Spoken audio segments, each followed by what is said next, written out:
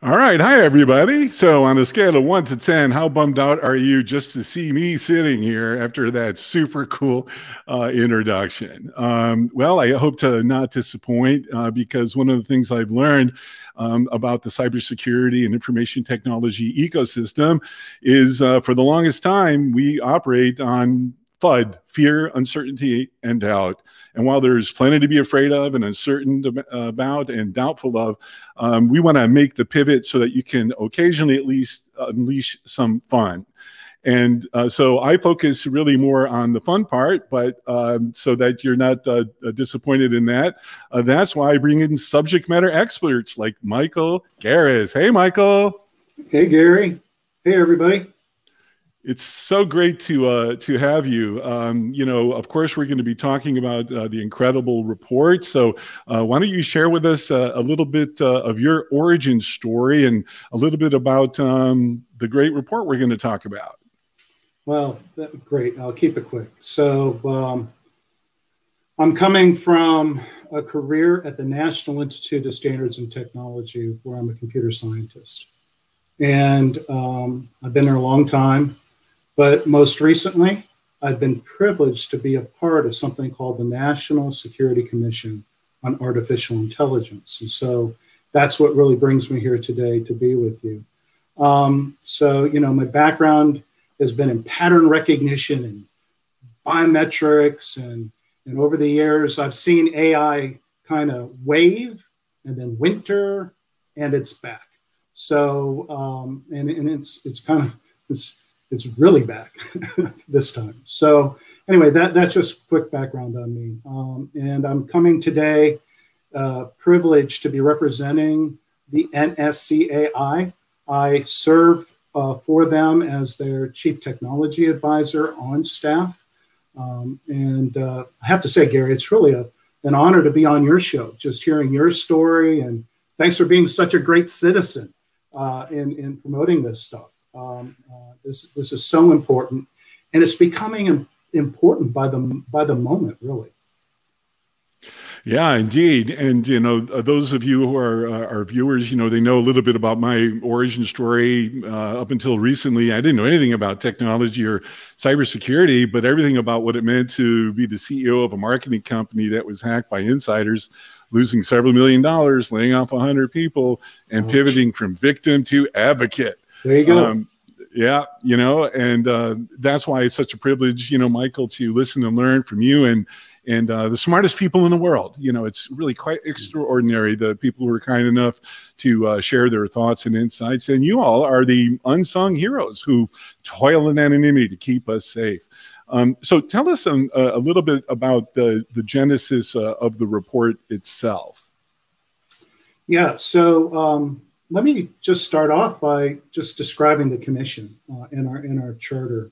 We were created by Congress in the 2019 National Defense Authorization Act, and our charter, what we were tasked to do is in that paragraph on the right. It says we are to consider the methods and means necessary to advance the development of artificial intelligence, machine learning, and associated technologies by the United States to comprehensively address the national security and defense needs of the United States. And so what a great charter. First of all, it's really kind of all things AI and, oh, by the way, associated technologies. And then it's comprehensively all things for national security and defense, which includes the intelligence community, Department of Defense, things that happen for law enforcement, homeland security, energy, nuclear stockpile. I mean, it's just comprehensive. And so what Congress did with that charter is they appointed 15 commissioners, and you see them here. And these are really expert people and successful, very successful people coming from business and industry, from academia, and from government. And our, leadership starts at the top, inspiration starts at the top. Our chair of the commission is Dr. Eric Schmidt, former CEO of Google. And then our vice chair is the Honorable Robert Work. Bob is former Deputy Secretary of Defense. And along with those 15, at its peak, we've had 15 supporting staff. So all that you're going to hear about today from me is really the culmination of this wonderful collaboration, leadership from these commissioners, just wonderful citizens working hard as staff. And then, Gary, if you want to get into our head and, what are we thinking? From day one, you see this list here called Lines of Effort. We organized ourselves into teams. And this was from day one. We started looking at how should the United States invest in AI R&D? How should the United States apply AI to the national security mission? People, it's critical. So how are we going to train and recruit the AI talent and help our pipeline for talent in the workforce? There's competition, so it's protecting. How are we going to protect? How are we going to marshal international cooperation? And then I'm really proud to say that in all of this, ethics and responsible AI has been in view and baked in. And we've done a series of reports, but the most recent one is our final report to Congress and the president, which came out on March 1st. So I'll pause there. That's sort of like the commission before I kind of maybe talk about what we mean by AI and about the report.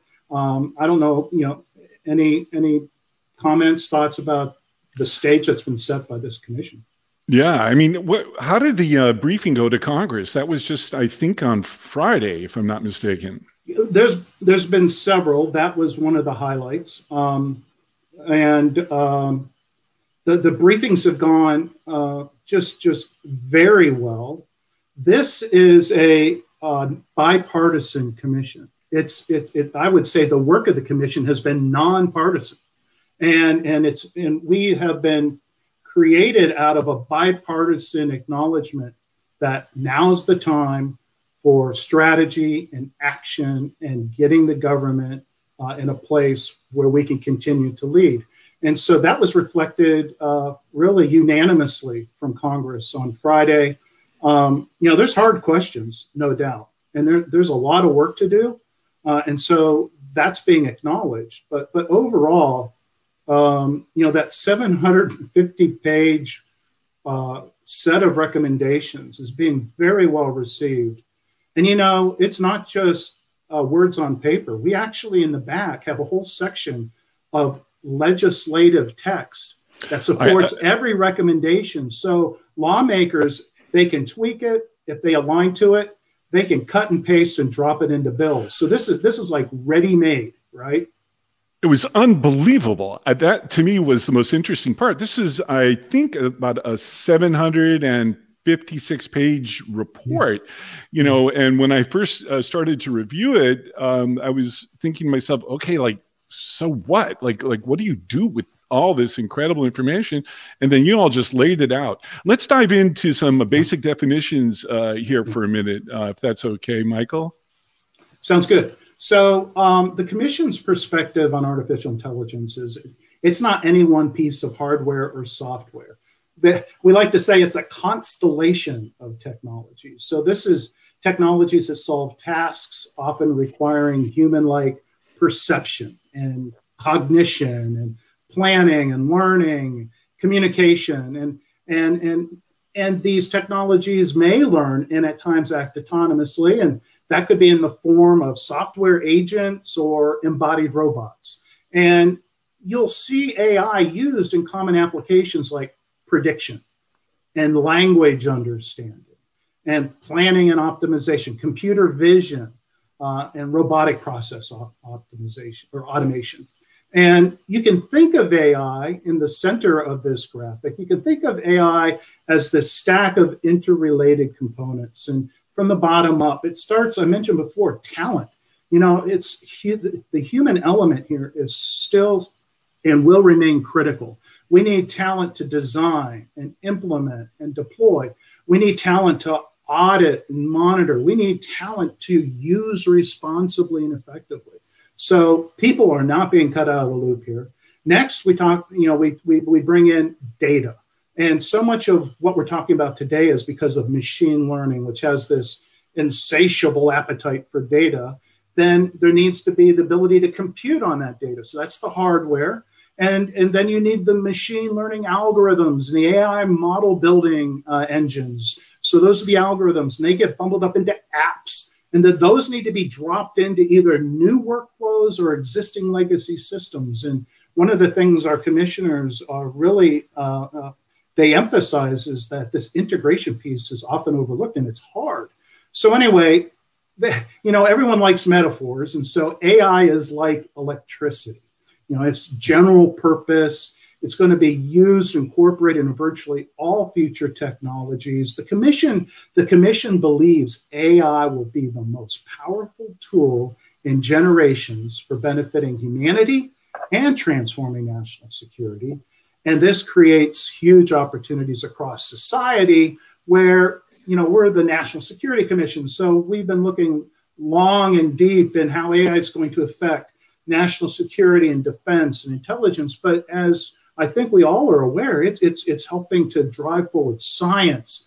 And thank God it's driving forward healthcare, with the COVID pandemic and all that. Education, cities and infrastructure, transportation, energy. It's hard to find in manufacturing. It's hard to look at a sector of society where this technology isn't having some sort of influence. Indeed. Yeah. And what's amazing about, what you're saying right now is that, any one of these slides that you're sharing here is worth, a week's worth of discussion on this show, because it delves into, all aspects of life. And, one of the things that I'm curious about is, to amplify what you were saying about the need for talent, because I think there's probably a reasonable, cross-section of people who are scared of artificial intelligence. How do you address our audience, about that question? Or is that a valid assumption? Let me check. Well, no, it's a valid assumption, but things are changing now, but that's not new. So you can take a historical perspective and look at, the Industrial Revolution and how things changed from an agricultural society, right, to an industrial. And now we're moving into this digital age. And so the point is that over time, the nature of work does change. And so, the workforce, managing the workforce, keeping the workforce reskilled as these changes come, making sure that our pipelines of future workers is healthy and filled with competent, eager, innovative Americans that are ready to roll. That's been a huge part of our efforts around that talent piece that I've been talking about. And we have 2 chapters devoted to talent out of our report. That's fantastic. So speaking of chapters, we have here the 2 broad groupings, of the report. Yeah. Can you share with our audience an overview of the structure of the report itself? Yeah, because we're not going to hit on everything today. We can't, as you already said. I'll just do a broad brush so that you get the flavor of what's in here by chapter. So we got the 2 parts, defending America on or in the AI era, and then there's winning the technology competition. So with the first part, we come right out of the gate with a chapter on emerging threats stemming from AI. Then we transition into 2 chapters devoted to AI in defense and warfare. Skipping to chapter 5, we then look at AI and its function within the national intelligence community. And then in between, we sandwich a treatment, a very careful treatment on autonomous weapon systems and associated AI-enabled warfare. So very deep. And then we move to this talent piece in chapter 6 that I just described. Then the next 2 is where our ethics work that's been cross-cutting everything, it shines in chapters 7 and 8. The first is the chapter that really drives home the fact we need justified confidence. Americans, the world needs justified confidence in these AI systems. And then chapter 8, we need to uphold our values in all of this. Then moving to the second part, there is a geopolitical stage that we're not really going to unpack here in cyber world, but today, but there is this strategic competition cooperation that needs to take place. It is taking place. We come back to talent. We need to compete. One of the competitions is competing for talent on that global stage. We need to drive AI innovation through research and development. And then chapters 12 and chapters 14 are both elements of how to protect this technology as it emerges and as it's invented. The first one, the chapter 12, is more around protecting technology inventions, so patenting and trying to get that right and improving upon that, because you can incentivize with patents, you can kind of encumber with patents. Then there's microelectronics, the hardware part of the stack we were talking about. Then there's this protecting our research and our ideas. And then, of course, this doesn't happen within the borders of our country. It's a global issue. So how should we marshal and collaborate with our international allies and partners? And then there's this whole other kind of parking lot of additional relevant emerging technologies that we've been chartered to look at. So that's the report as it's organized. And what I'll tell your viewers here is so go to nscai.gov, that's our website, and go to the reports, go to the final report. And what you're going to see two options for the final report. One is a traditional PDF. The other one is this really cool online interactive report. It lets you navigate this document based on your interest. You can search in keywords, you can hyperlink between connected sections. It's just a really great way to make this large document accessible. You know, and kudos to you and your entire team for the way you organized such incredibly complex and varied information into a really interesting read. And I love the interactivity of what you're saying as well. So let's add to the discussion, Mark Raphael. Hey, Mark, how you doing? Hey, Gary. Thanks for having me. Hey, Michael, how are you? Doing well, Mark. We're so lucky to have Mark with us. He's the CEO of Supremely, and amongst one of many of Mark's talents, he's a bit of an expert in artificial intelligence. So, Mark, why don't you tell us a little bit about your origin story? Yeah, absolutely.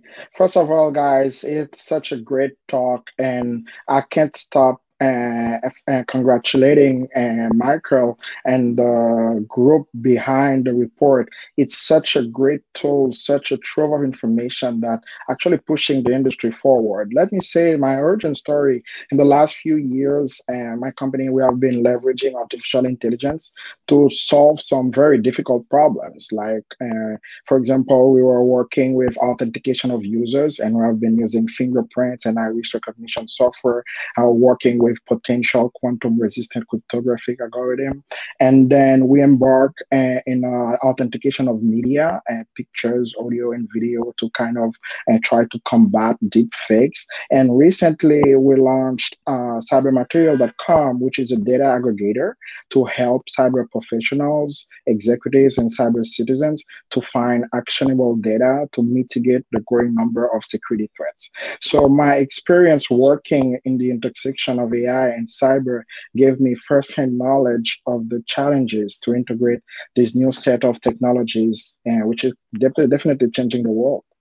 And, you know, speaking of the world, Mark, you've had a very interesting kind of global series of assignments and things you work on. Maybe you can share with our audience a little bit about that. Yeah, absolutely.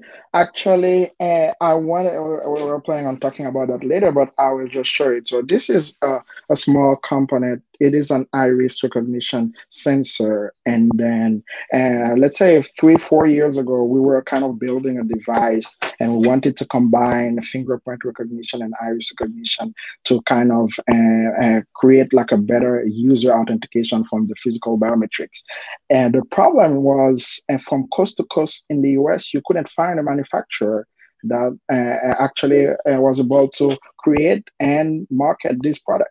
So have to go all around the world, from Europe to Asia, of course, and the goal was to avoid manufacturers in China, mostly for IP protection reasons. And we ended up working with a company in South Korea, and then it has been like an experience that actually showed me how I'm not saying far behind, but how complicated it is for the US to embrace this new technology and actually move forward, because there are a lot of companies trying to solve those problems. And when you can find the small components that enable you to build these devices or to put together those technologies, it's a challenge. So yeah, that's why I embrace and I welcome actually this initiative. And I think that's actually a very positive note for this group to put together such great document, but also the recommendations are completely on point.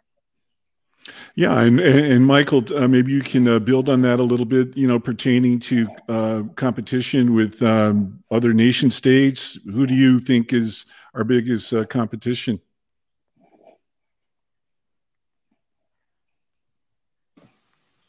Well, competition. If you can say, wait, let me clarify. This is live.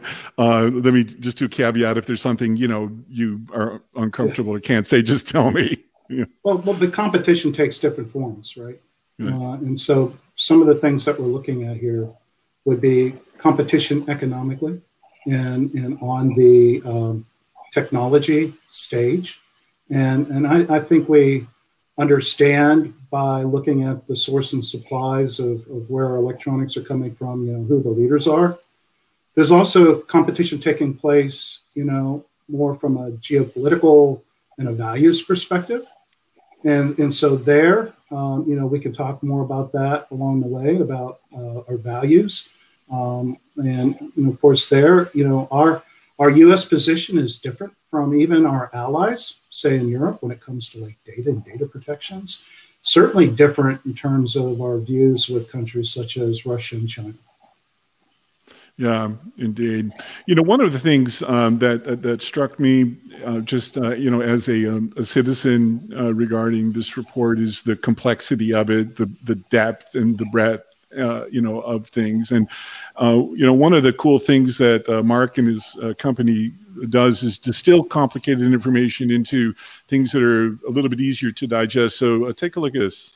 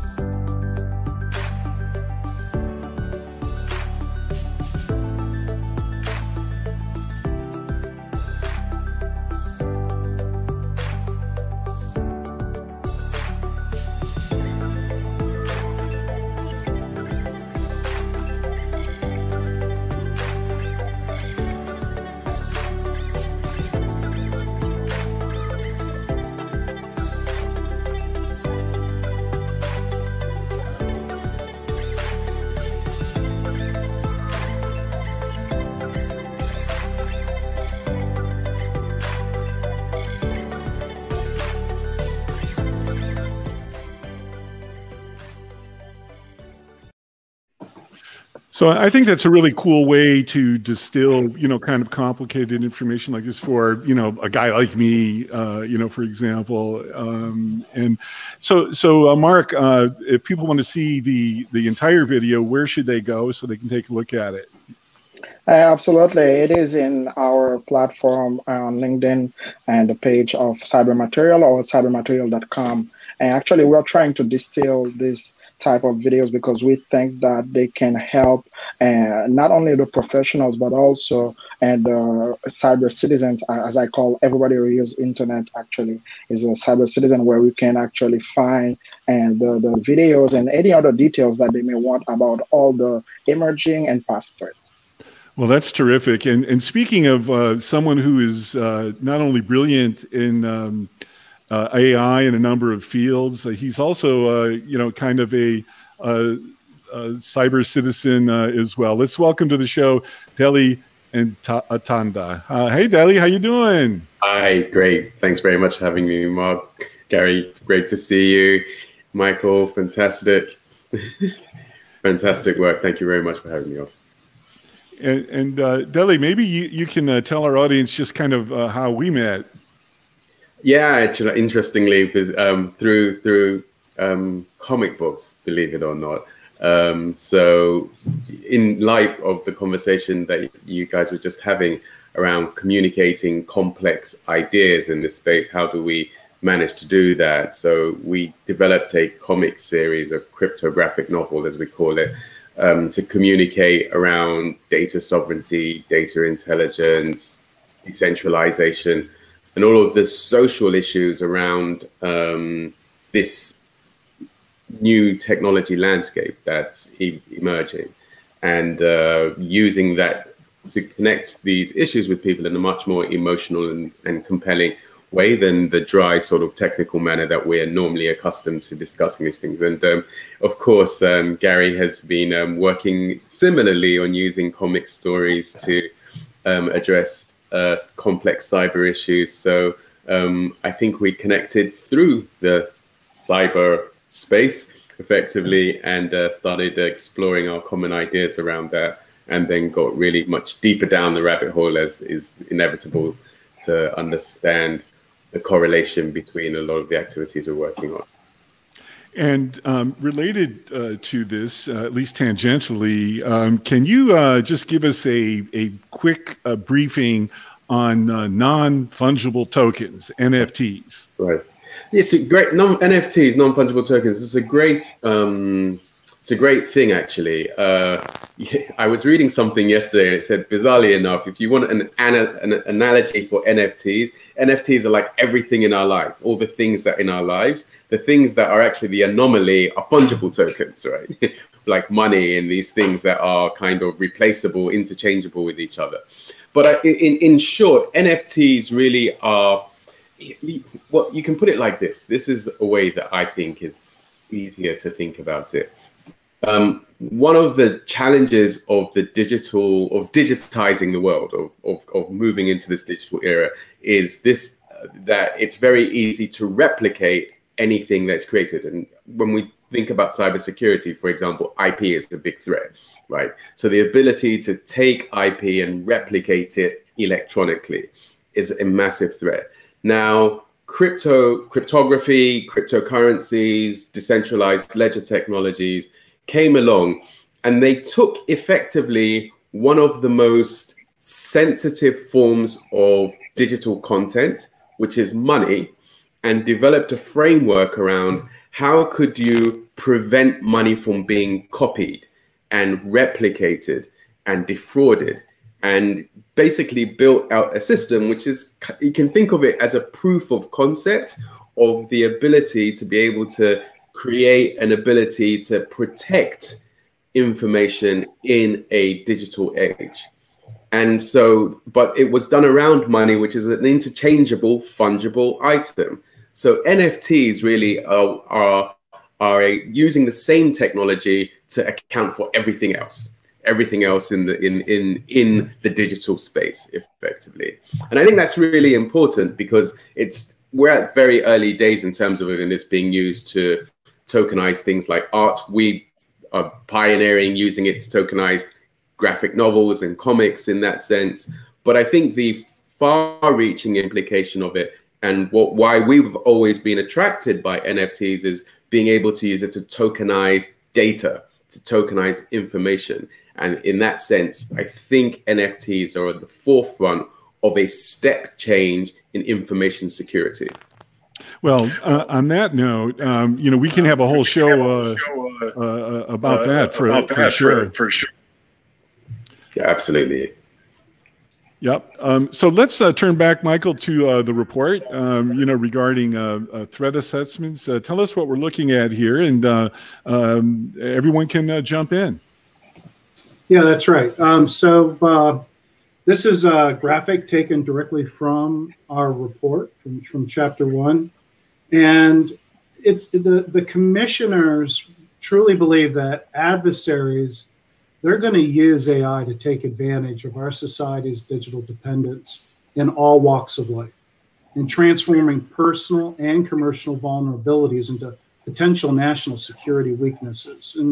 And so AI, at the bottom, unpacking this real quick, we have current cyber threats, that can be advanced by AI systems, which basically takes these threats and extends their range and their reach.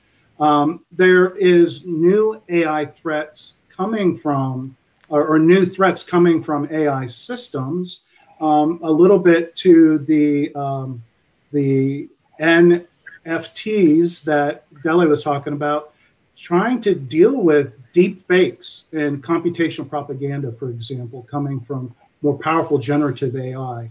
And then there's this other area called adversarial AI, where threats are intentionally trying to attack aspects of the AI stack I mentioned earlier. And then if you look at the top of this graphic, you sort of see traditional non-state actors represented on the left, but because AI is largely implemented in software that's an open source, it now finds its hands in non-state actors.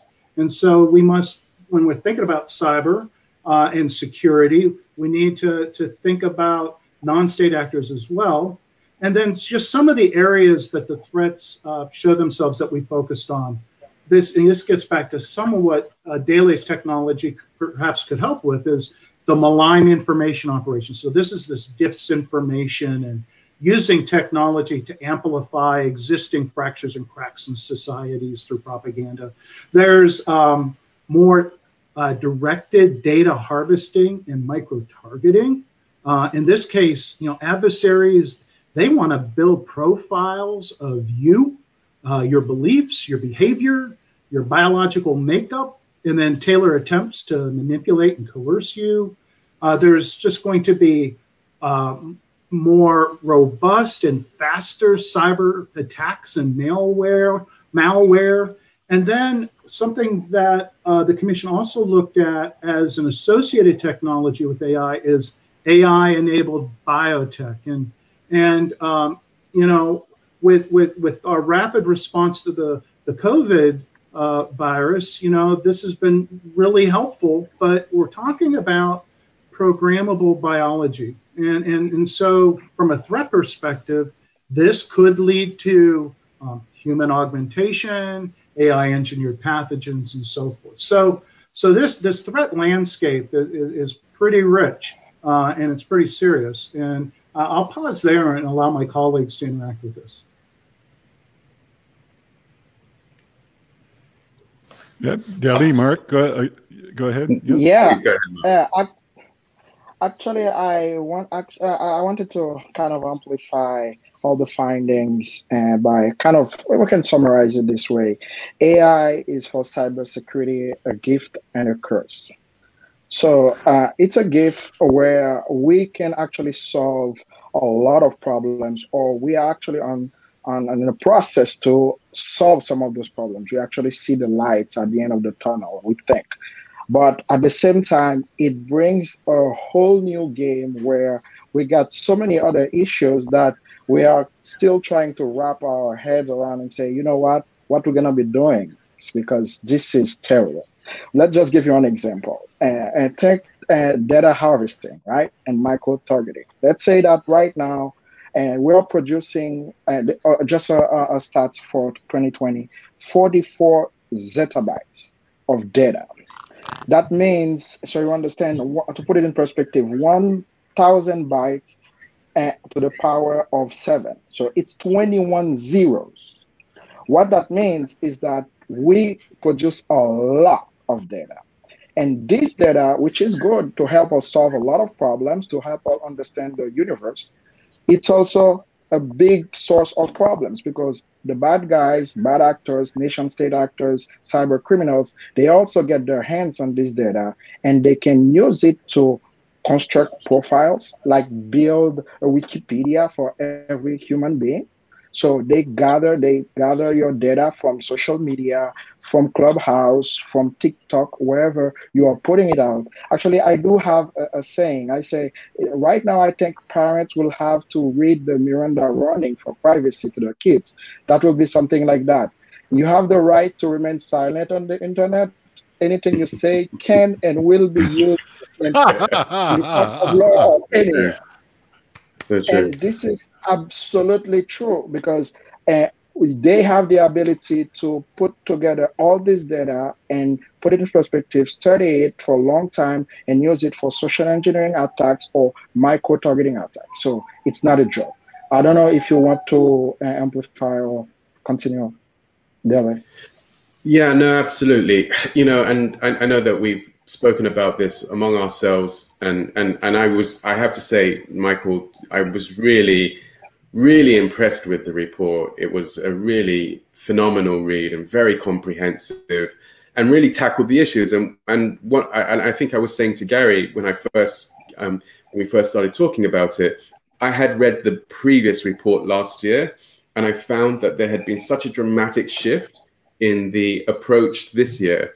And what was so encouraging about it was that it really kind of addressed this issue about values. Really, what are the principles that we are going to start from? Because I think the world is only going to get a lot more complicated, particularly around the technology, around the threat vectors, and around, you know, bad actors and the like. But ultimately, when you really kind of unpack it all, I think we are in the middle of a new information paradigm, you know, whether it's information society, information revolution, we're information economy, we're in the thick of it. But in that context, the biggest battle is the battle for values and principles. And I think that's where we are at as a species, not just as a society at the moment. I think at a species, we're at a nexus point where we have to make some really important choices to really define what our future is going to look like. And I think, Dele, you said, excuse the interruption, I just want our audience to benefit from the kind of the stack, you know, of the four kinds of aspects to it. I think you've developed a really clever framework to think about these questions. Yeah, absolutely. So, you know, we set up this NGO a while ago looking at addressing these issues about digital human rights, which for us has always been a North Star. And to be effective in this space, we realized that you need what we call a social stack that effectively has 4 layers to it. And the first layer there is around moral, ethics, values, principle. And as I say, for us, that our guiding star there is human rights, which in itself is no simple feat, but looking at them particularly in the context of cyberspace. And then those principles around what is right effectively should drive legislation and policy. So that becomes a second layer. What is allowed? What is legal? And then the third layer, which is really important, is the economics. And that's really around what is incentivized, what is rewarded. And, you know, as a society, how do we economically operate, create the right kind of checks and balances, pulls and levers to facilitate what we believe to be right and legal. And then lastly, which is the important point, is the technology that then brings that whole stack to life, that enforces all of that. And I think too often in the past, we've started the opposite way around, started from the technology, what's possible, and then really worked out, well, what is economic, what's profitable, well, is it legal and is it right? Well, we'll deal with that later. I think we're at the point now where we actually have to start from the basis of what is right, because that's the principles, the implications of the principles can be very complicated, but the principles themselves are relatively straightforward. And I think that this gives us clarity to be able to cut through the noise and be able to push forward. And just one thing I wanted to say on that as well, that something that Michael said earlier that I think is really critical is this idea of layers, that on one hand, we're competing on certain layers and collaborating on others. And I think particularly when it comes to the issue of AI, I mean, you know, yes, and it's really interesting when you look at the layers of threat, right? Like, you know, bad actors, organized criminals, for example, versus state level actors versus competitors, you know, and I think it's pretty clear to say that our primary competitor in this space is China in that regards. But, you know, when you look at the China-America relationship and the East-West paradigm, for example, of course, you know, we're back to this battle of values and principles. And I think when we look at what's happened in China in the last year around the surveillance state and the social scores and all of these things. This threat has become real, tangible, and material in many regards. But I also think that there is another important layer, which again, I was really refreshed, really encouraged to see in the report. And that is that we do also need bilateral relations with China. And we do need to think about planet scale threats and approaching those together, and how we bring, and in many ways, there is a bit of a kind of diversity of thinking mindset at play here, because, you know, and we are talking about AI after all, right? And there is a difference in logic, for example, in Western logic versus Eastern logic. You know, Eastern logic historically has always been very circular. Western logic, I mean, going back to Greece, has always been very linear.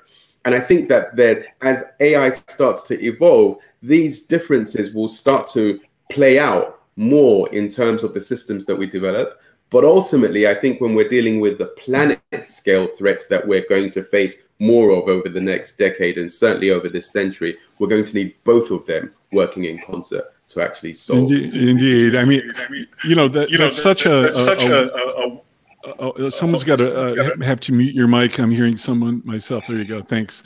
You know, that's such a giant issue, you know, planet level thinking. You know, one can only hope that, especially even given the massive planetary reset from COVID, maybe now is an opportunity to kind of, you know, move from grief, you know, to growth in this way, to have a more collaborative planet on these massively important topics, you know, based upon values. And I can't think of a better person. Here's one of our rapid responders. You may have noticed I put out like a little bat signal. Hey, Josh, how you doing? You really got me on the spot there with my muted mic. How's it going, Gary?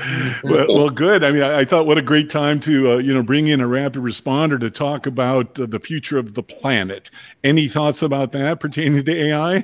Wow, that is one thing that I was not expecting. The future of the planet.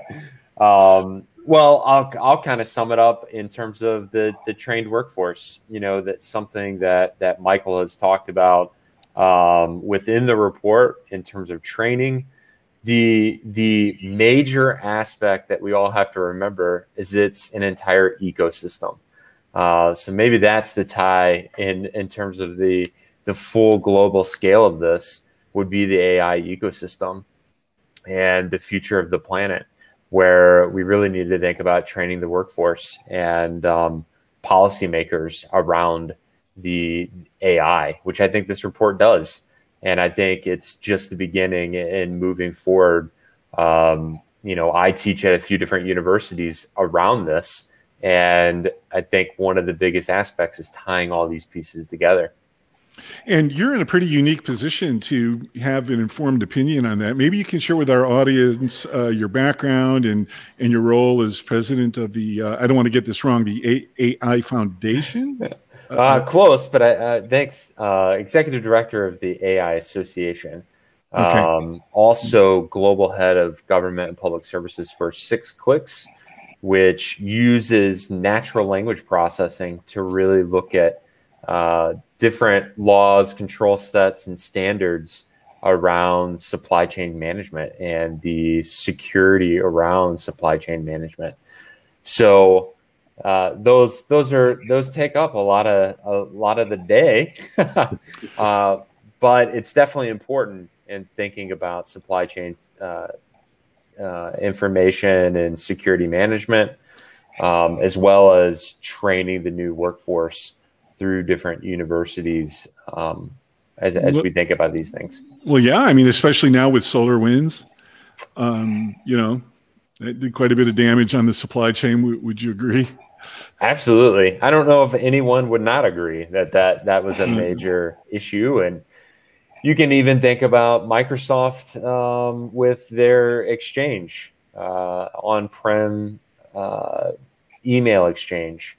That is something that they're still thinking about. Amazon is having some of those issues as well. So this isn't going to go away. I think it's just going to continue to amplify, and we're starting to see I think you had someone on your show earlier about the Florida water supply. Municipalities in Atlanta had this as well in terms of different issues. And so training the different agencies at the state level and local level is just as important as from a federal level and in this international level.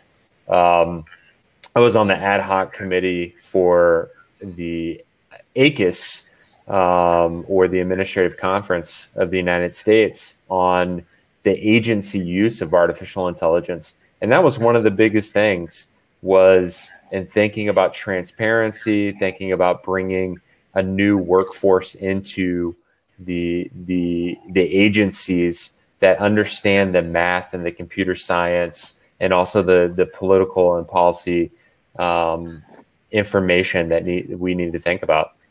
Yeah, indeed, and also the value system. We have another great rapid responder here. Hey, Scott, how you doing? Hey, how you guys doing there? This is Scott Schober. He's, in addition to being a great friend, a bit of a mentor to me. So anything you like about the things that you're hearing or seeing from our show is because of Scott. Anything you dislike is because of Scott. So, Scott, maybe you can share with our audience a little bit about your background. And you have a rather unique, I think, perch, because your company manufactures physical devices. So it's not just software. Maybe you can amplify a little bit, about that. And I'd love to hear your thoughts about 5G. Yeah, absolutely. And again, just in brief, my company, Berkeley Varitronic Systems, we're really a hardware company, as Gary mentioned there. So what we're actively doing is designing and building wireless threat detection tools that really go to different cybersecurity agencies, mostly DoD agencies. And our focus is on the wireless aspect, where wireless is the conduit to hack into government agencies where they're housing classified information.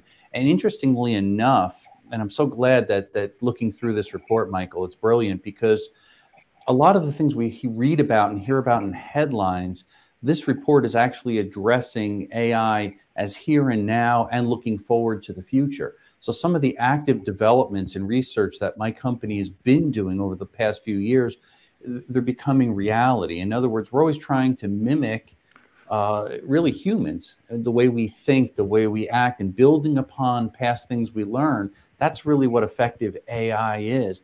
And now we're implementing that into some of our tools so we can think and anticipate what a hacker is going to be doing, trying to break in and steal personal information or classified information like that.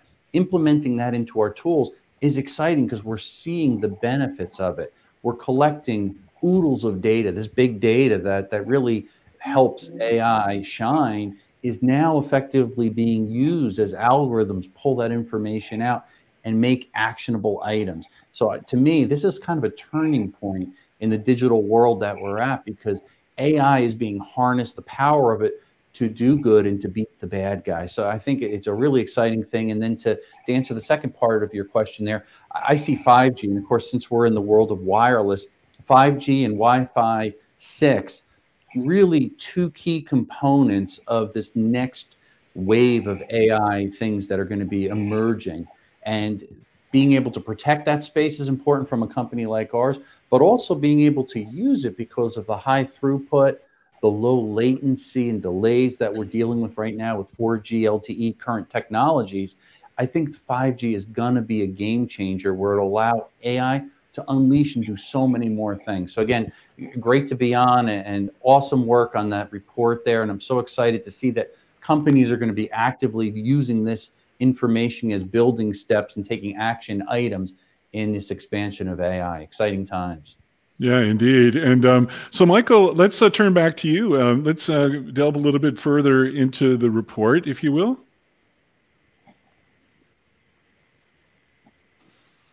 Sure. So kind of backing up to the values discussion, what you see on the screen here is the chapter dividers. They're like graphical table of contents for two chapters covering ethics and values that I mentioned earlier. I'd like to just let the audience know that the Commission has a firm conviction that the United States must demonstrate how a democracy should use AI. And in so doing, how to protect the security of its citizens while upholding democratic values. And Dele was getting at some of this. And our security applications of AI, they must conform to core values of individual liberty and equal protection under the law. And the objective here is to continue for the U.S. to lead the world in driving AI innovation and technologies while maintaining our core democratic values, and not to lose them, and not to lose what makes us America in the face of competing adversaries that may not hold to the same standards of values that we've been talking about. And wow. Yeah, and so I'd like to point your viewers to it's a supplemental document to the report. It's called Key Considerations around the ethical and responsible use of AI. And some of the categories that get unpacked in that document, and there's an abridged version in an appendix of the report. We're talking about these areas of developing AI in a way that aligns with American values and the rule of law, engineering principles, performance of AI, how to deal with human and AI teaming in that interaction, and then overall accountability and governance. So there's a lot of rich work done there, and that's become part of the DNA. And one of the things you'll see as you read through the report, you're going to see endnotes, and those endnotes are filled with references, and this is really great to our key considerations for ethics and values. And what is our audience to make of what we're seeing now on the screen? Yeah, this is this associated technologies that was put in to our charter. Scott was just talking about 5G. Our commissioners and our staff have spent a significant amount of time looking and assessing issues around 5G. In that case, one of the concerns again is supply chain. There's one predominant provider of 5G on the planet. It's Huawei out of China. There's currently no other single supplier that can compete with it in terms of price and quality. And we think that's an issue. And so we need to bring this technology to bear and actually create technologies comparable on the domestic side, and then also to really tap into so that the government and the Department of Defense particularly has access to the spectrum when it needs it. The Commission strongly urges that the spectrum that 5G is going to serve up needs to be the mid-band spectrum, as it's called, needs to be shared and intelligently shared. But so that's 5G. But another area and that we hear a lot of is quantum computing. And I'll just say that we're not sure when we're actually going to see viable kind of commercial quantum technologies, quantum computers, but our commission does not think it's too early. We actually think now is the time to work in quantum because we don't want to end up in the same place we are right now with high-end chips. We want domestic production to be able to take place here. And so some of the mechanisms for that, the government is going to have to write some big checks to supplement this stuff. And to do this manufacturing high-end chips and bring it back, that equipment is extremely expensive. And then it's also about just boosting the research and development of these things. So that's quantum, and I think Mark might have a few thoughts about quantum. But we also looked at, I mentioned the biotech.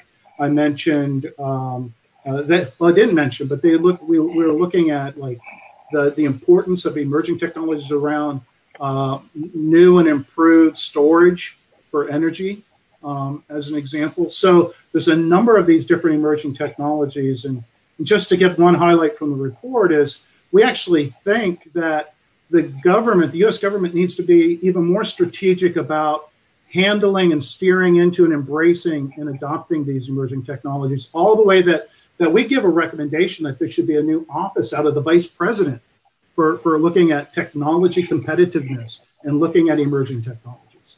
Mark, what are your thoughts about quantum?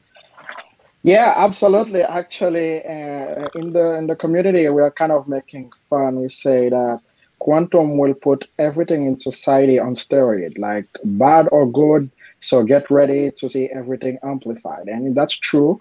And specifically in the cyberspace, we are already getting started with the race to find quantum resistant cryptography, because we already know and that the current infrastructure we are using for key management to kind of secure communication, secure data at rest or in transit, it's not going to work. So I've seen an initiative from the NIST in the past few years where they call for papers for companies, individuals to bring new ideas. And this is absolutely terrifying. And also it's a thrill for people working in the industry. And we can say that even though we are not that close to a device, a quantum computer, where people, users going to have their hands on it, but we feel like there is a need now to get started. So the report was on point to kind of highlight that and give some absolutely great recommendations. Mostly on the investment side, we have seen the comparison between in the US and China, like how they kind of centralize, they got a specific plan and they are executing on it like very faithfully.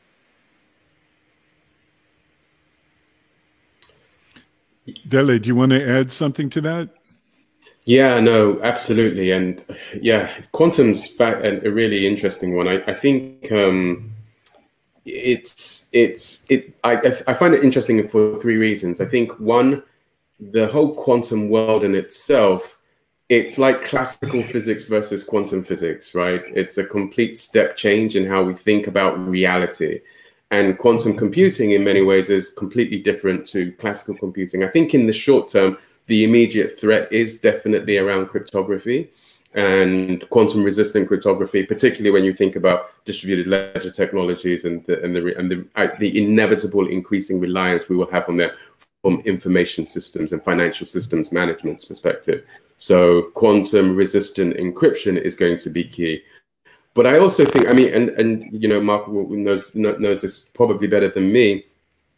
Quantum is there's a particular type of computing, type of problems that quantum is very effective at solving. So again, I think to Michael's point, in the biotech space, this is going to be an area where quantum is going to really unleash a step changes, because it's very good at looking at problems where there are multiple kind of strands of permutations of types of answers, like in cryptography or like in gene sequencing and the like. And in that sense, we're going to, the foreseeable future is one where classical computing and quantum computing live side by side, and that intense tasks are resolved through quantum means. But there are the classical programming, in a sense, is not really what quantum does at the moment, at least. And it's a way off before we get to a point where it can start to replace those types of tasks. But the third area that is really interesting for me around quantum is around data itself.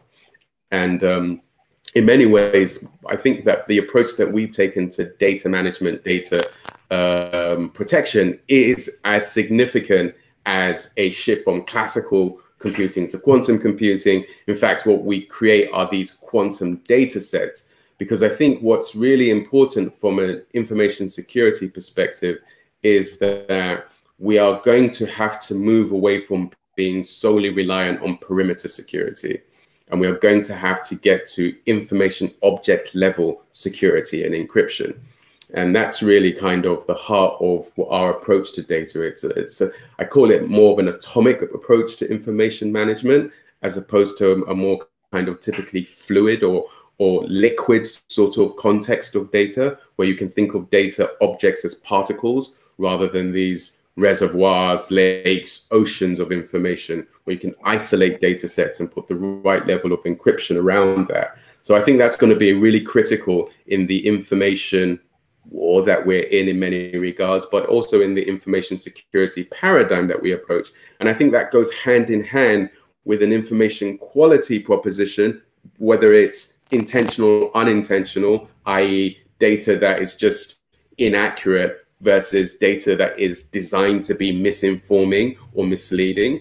But I think that that's going to be critical in advancing AI at pace rapidly, because the AI will only be as good as the quality of the information that is used to train it, that is used to develop it, and is used to expand it in that sense. So I think there's a whole quantum shift that is coming in terms of processing, information management, and machine development. And Michael, you're going to get a stiff neck. You were nodding your head in agreement so much. Tell us what you're thinking about what Dele just said.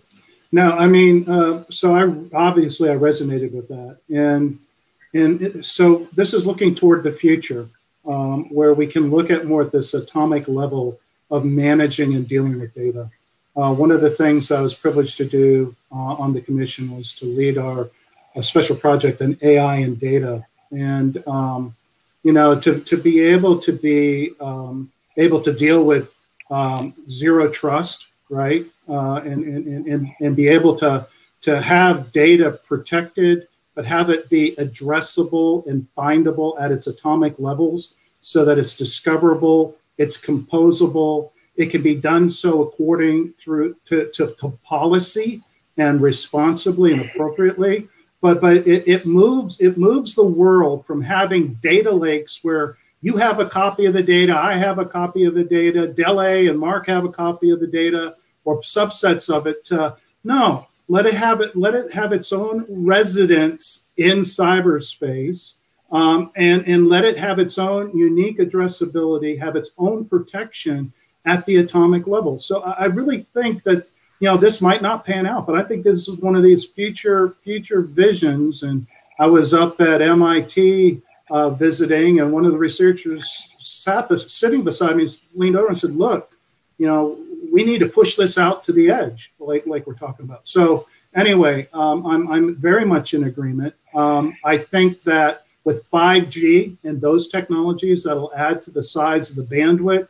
With internet protocols, IPv6, and then whatever comes next, so that we can have massive and maybe hierarchical addressability, so we can deal with the 10 to the 27 mark,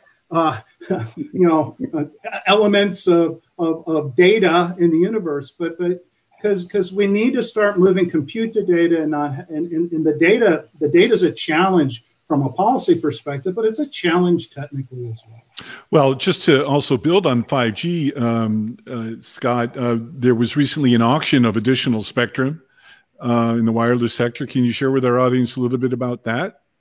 Yeah, I think there's actually a lot of pockets of spectrum that's been identified with the FCC that they're pushing through, and it's starting to get adopted. And a lot of the big tech companies, if you looked at some of the recent auctions, are spending an enormous amount of money to own part of this spectrum, and they're actually deploying it rapidly. A lot of our equipment is used to actually do the early stages of testing, and we're getting hit with tons of requests for spectrum tests in the 3 gigahertz band up to the 5 gigahertz band, and some of the millimeter wave stuff, which is up at the 28 to 32 gigahertz stuff. So it's moving really rapidly. In the past, you'd hear it over the course of a decade. These things are now happening in less than a year. So it's very quick adoption, quick testing, and quick implementation for the technology, which to me is very exciting. It's not a lot of talk, but it's a lot of action in the world of spectrum build out and the auctions. And of course, they're making a lot of money in the process with FCC and the government there, but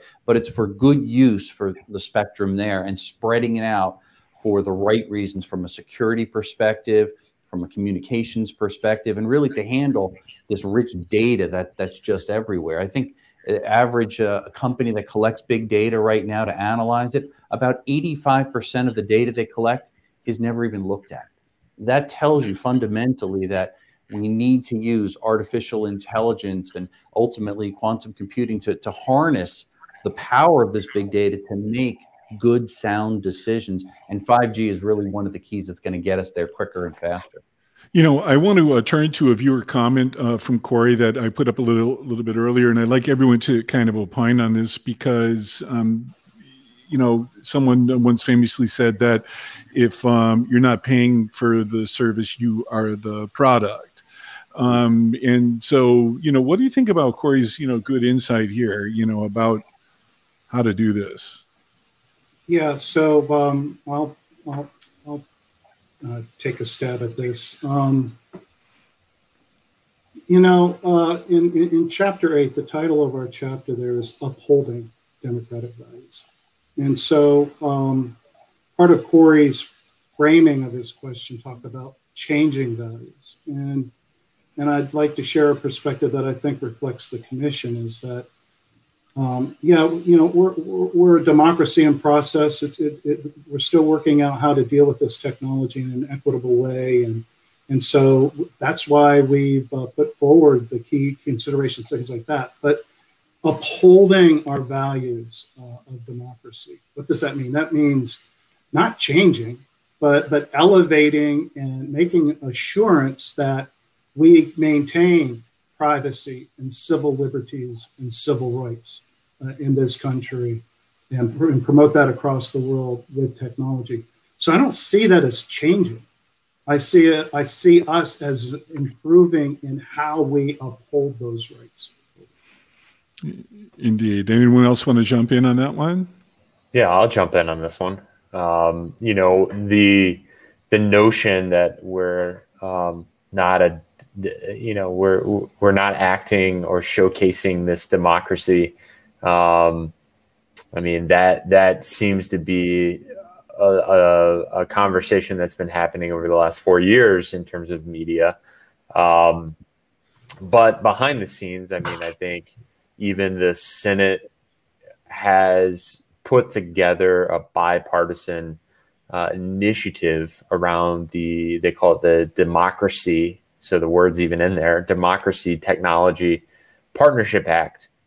And this includes even big names, with Marco Rubio on one side and Senator Mark Warner on the other, right? On different sides of the aisle. And the list is even bigger than that. So you have Senator Schumer on one and, Senator Sassy, on the other.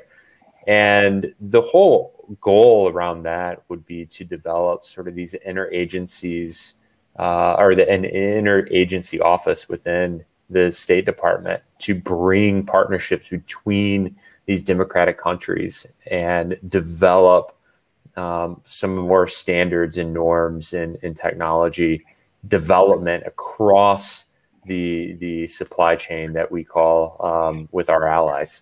So that's my response to that, is that there's a lot happening that we can't see normally unless you're in the halls of Congress or these agencies. And along those lines, Josh, if the viewers here wanted to see the commission's thoughts on that, all they have to do is jump into chapter 15. Over. Yeah, I just chime in on that as well. I understand where Corey's coming from with that question and that point. And I think it's probably safe to say that America is the world's greatest democracy. I think that's a given. That said, I do think that as a species, these principles of democracy are a work in progress. And they are a set of principles that we aspire to and that we can work towards to making our systems more democratic, more abiding with those fundamental principles of democracy. So I do think that, there is a lot of room for development on the what and how, or more on the how we go about being more democratic. I think the principles of democracy in themselves are relatively robust. Like I say, again, similar to human rights, there's only 30 principles, right? They're relatively straightforward, but how we actually bring those to life and how we execute them, I think there's plenty of room for innovation and development. And we see this happening in the tech space now, particularly in the decentralized technology space, where there's models of governance, models of actually putting these principles of democracy to the test with things like quadratic voting and all of these kind of principles that aim to make our systems more democratic in effect in how they actually operate. So, you know, I think that we should always, I think we should always strive, democracy like an ideal that we should always strive to move closer towards and more complete in our sort of embracing in our technologies and systems. Well, you know, on that note, it's clear that we could go on, you know, forever because of the intellectual prowess we have here, all you real life unsung heroes who toil in anonymity to keep us safe online at work and home at school.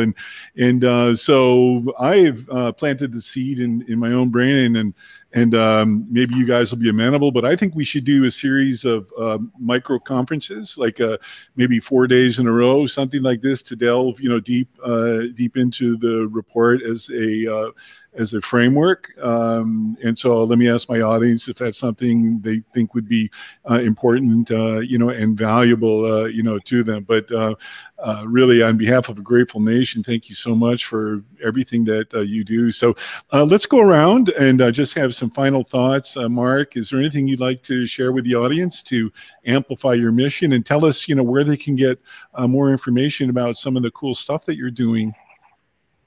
Yeah, absolutely. First of all, and thanks a lot, guys, for having me. It has been a great talk, and I really enjoyed and learned a lot. And on top of that, I think this coming together is what will be the game-changing aspect we are bringing in the industry, in the world. So regarding the question related to democracy, I can see it as well as like cybersecurity. It's everyone's responsibilities. We don't have to stand by and just look what's happening to us, but we can actively participate and create changes. So in this case, and personally, AI is coming, you want it or not. It's already here. It's changing the world. There are a whole lot new technologies coming with it that are going to amplify and make things worse or better. We have to embrace that and find ways to bring solutions. There are small solutions. There are big ones. We have to come together and think about regulations, develop new technologies to try to solve them and make the better of it. Yeah, indeed. And how should people get in touch with you?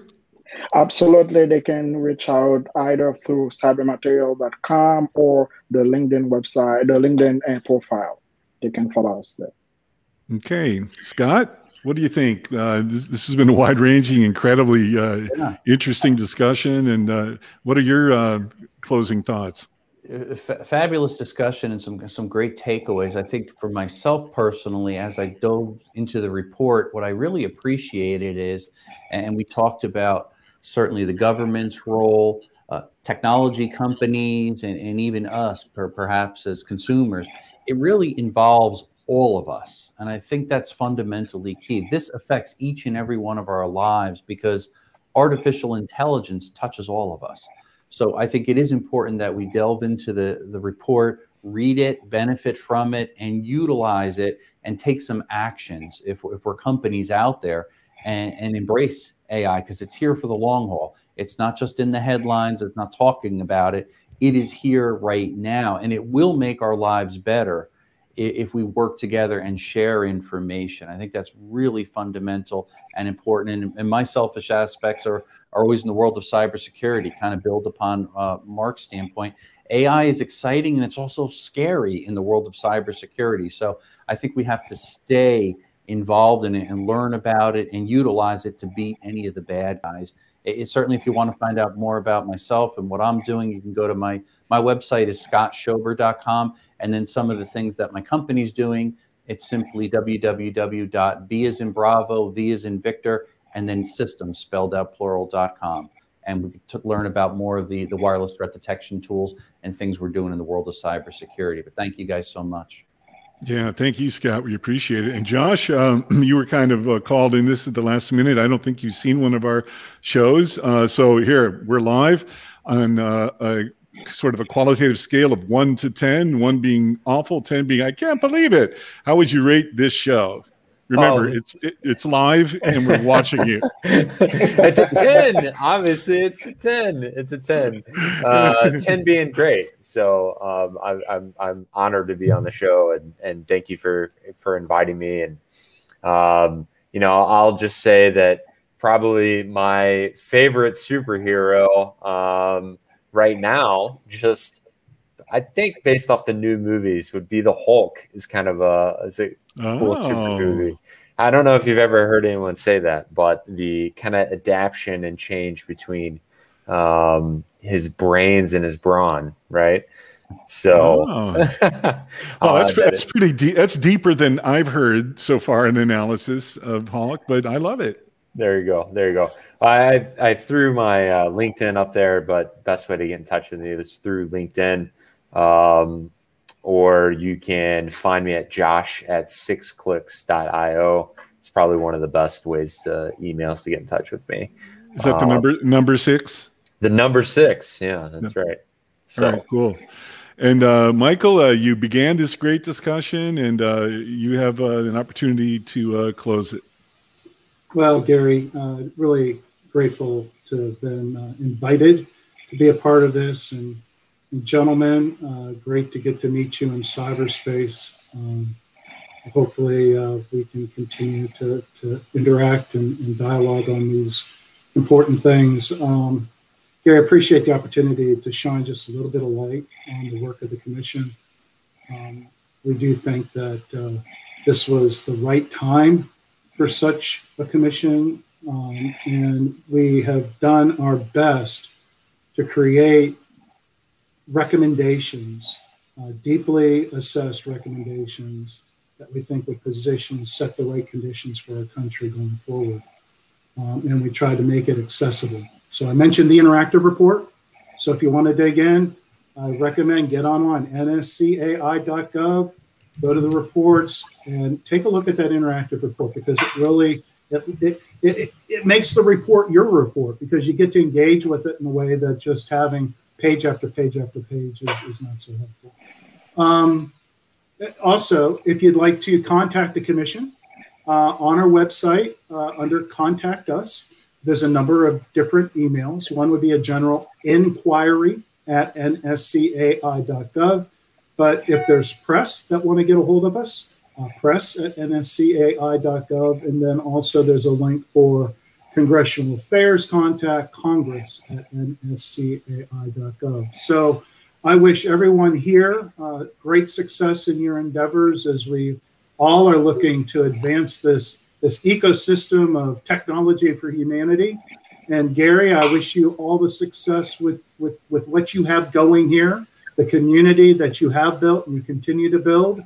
And I just appreciate your mission, and let's keep the word going out, and let's keep the public informed of the good things that are happening, but also what it means to be a good citizen.